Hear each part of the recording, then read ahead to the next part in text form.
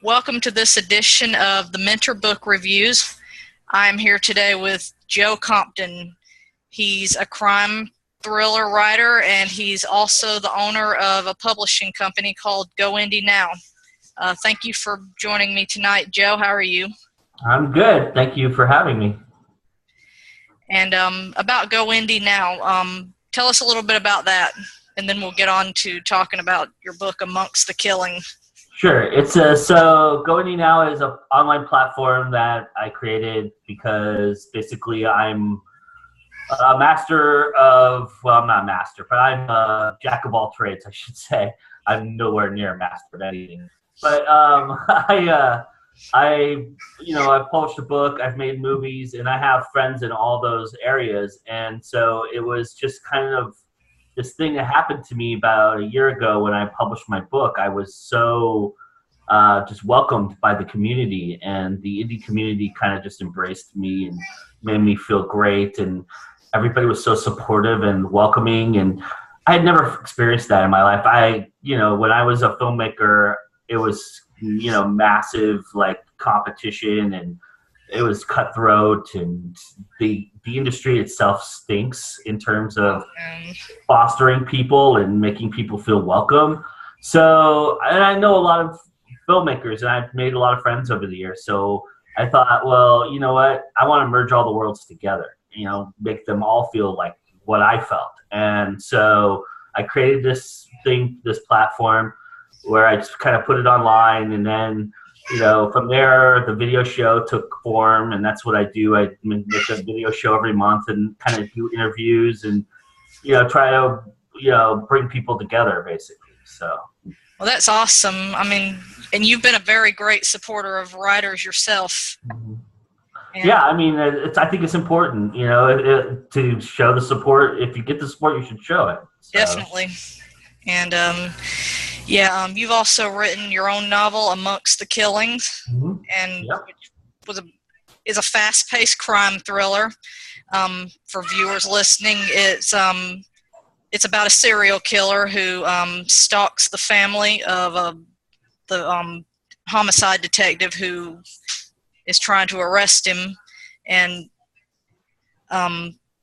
the narration of your story is the most interesting because you go back and forth, you alternate between Detective Chuck Street's point of view and then your serial killer, Jack Casey, and it's very much a cat and mouse game.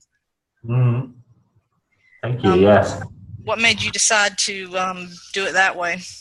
Well, actually, the cop and the serial killer thing didn't come first. It was the idea of writing two different perspectives. Like my whole life, one of the things I lived by was that there's two sides to every story.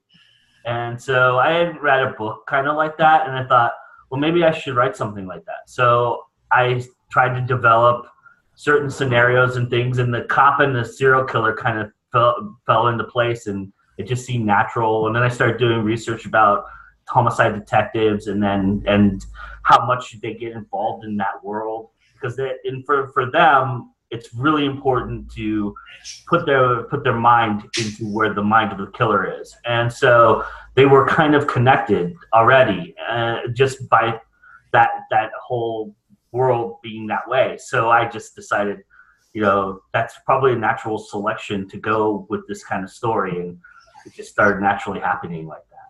Yeah, it's almost, in a bizarre way, it's almost like Chuck and Jack have this natural chemistry.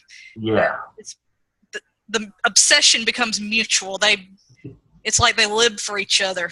Yeah, and Jack, what Jack does is, brings Chuck into his world a little bit, and that's and he's hoping, he's almost kind of hoping in a way to mentor Chuck through the process of what he's going through, because he feels a kinship to him, but he doesn't count on things going the way they go. So. And you've got the narration also is very surrealistic. It's almost like a dream sequence. Oh, thank you. Yeah. And towards the end, Jack, trying to avoid giving spoilers, but Jack, he becomes an unreliable narrator, just put it that way.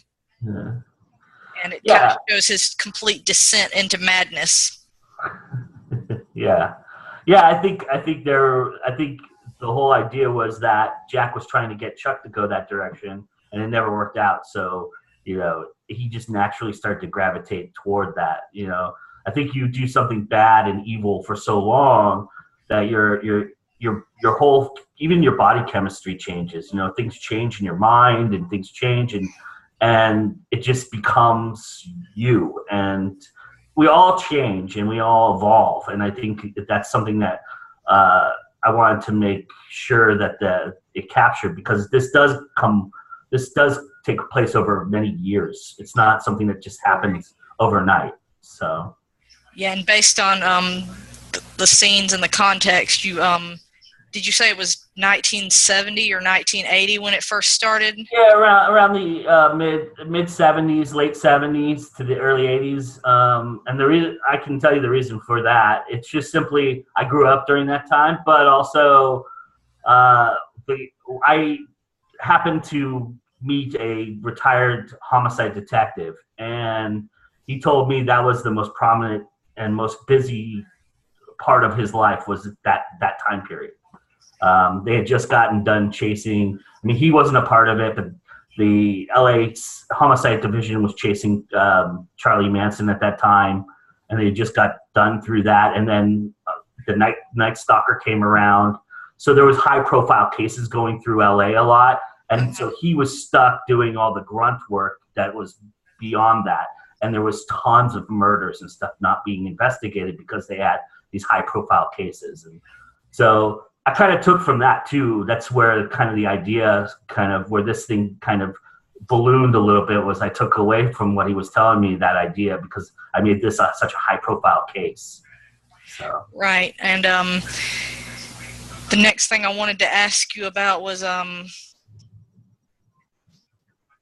sorry, Okay. give me a second. I've lost my train of thought. Happens to all the time.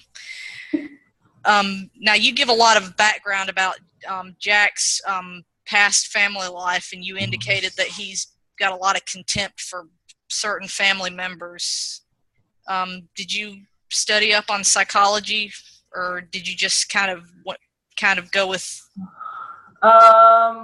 No, not really. I mean, I didn't really go into like psychological profiling or anything like that. I just kind of naturally thought that would be the direction he'd go. I didn't really study it or research it all that much. There were some things I researched, like you said the ascent into his madness, and that kind of goes along with a certain theory that I was able to research, and I kind of went through those stages because at some point the cops had to figure out how he was going from A to B. He wasn't just completely irrational. There was a thought process behind it. So I used that kind of thought process to map out his direction. Right, and Jack is so hard to trace because he is so random. He doesn't have any particular MO or any victim preference. Right. Yeah. Yeah. I mean, his whole idea is that he's a survivalist. He's a guy that wanted to really just let his instincts and most of the animal instincts take over and just live and just direct him. He wasn't going to have scruples. He wasn't going to have morals. He was just going to be directed by those instincts and let them take over. That's the impression I got. He almost has a god complex. Yeah. That's a good way to put it. He feels like he can control others' destiny. Mm-hmm. Yeah, and he didn't, and he has no ifs, ands, or buts about whether he cares if anybody really thinks less of him or not. He knows where he is in his mind, in his hierarchy, and that's where he wanted to stay. Right, because while he kills certain victims, including two that start the chain of events of the novel, there are a couple he spares, and he makes a point of saying it was my decision to spare these people. Right. Yeah. And yeah. So anything in the works now? Yeah. Well, eventually going to write the sequel. I have a basic outline of it. I have an idea of where I want to go. I just have to sit down and actually write it. I've been so busy with everything else. It's very hard to find the time to do that. And I'm not one of those people that has to write like right away. You know, I'm not somebody who has to just get things out. And I know people are going to be mad about it with me who read this book and want a sequel, but for me, it's just a natural thing. It took so long to make this book happen, so I'm okay with waiting and being patient about it. So, well, you're doing a great job with the GoIndieNow, and you're an excellent promoter. You know, and I have a feeling that whenever your second book does come around, it'll be well worth waiting for. This Amongst the Killing, I think I devoured it in like a day or two. It was very fast paced and very addictive. Thank you. That means a lot. I really appreciate it. Anything else you'd like to add? No, just go see me at GoIndieNow.com. If you guys watch some videos there on my YouTube channel, then subscribe, like, comment. I would really appreciate it. Sure, gladly. And I'll include the link. on this YouTube video to GoIndieNow, as well as to the link to Amongst the Killing. Thank you. Thank you, Joe, and I appreciate you taking the time to speak with me today, and I hope anybody listening will be interested in picking up Amongst the Killing, and will enjoy it as much as I did. Thank you. All right. Thank you. Have a good one. All right. Bye.